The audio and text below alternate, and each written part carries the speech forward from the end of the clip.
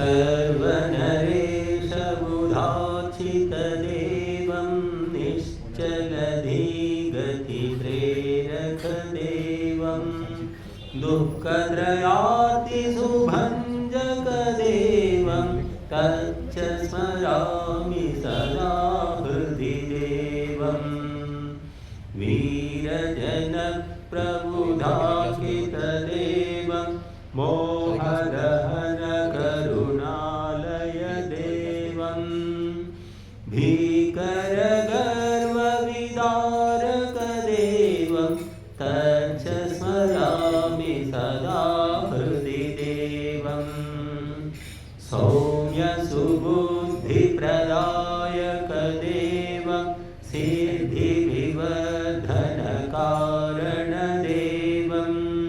शुद्धिशुभास्पदवर्धकदेवं तच्च स्मरामि सदा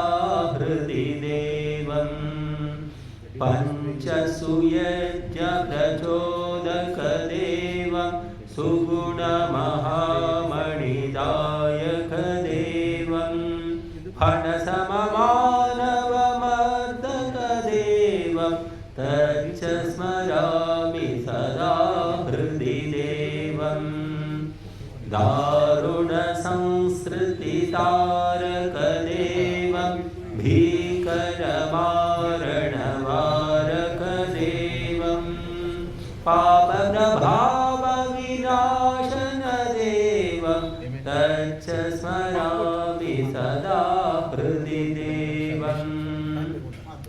अष्टविभूतिविधायकदेवं सत्यसमोज्ज्वलतेजितदेवं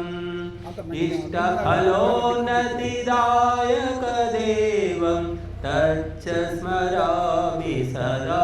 हृदि देवं जडचरजगदभिव्यापकदेवं सुरनरवृन्दसदाचितदेवं परमसुखं परमार्थकदेवं तच्च स्मरामि सदा हृदि देवं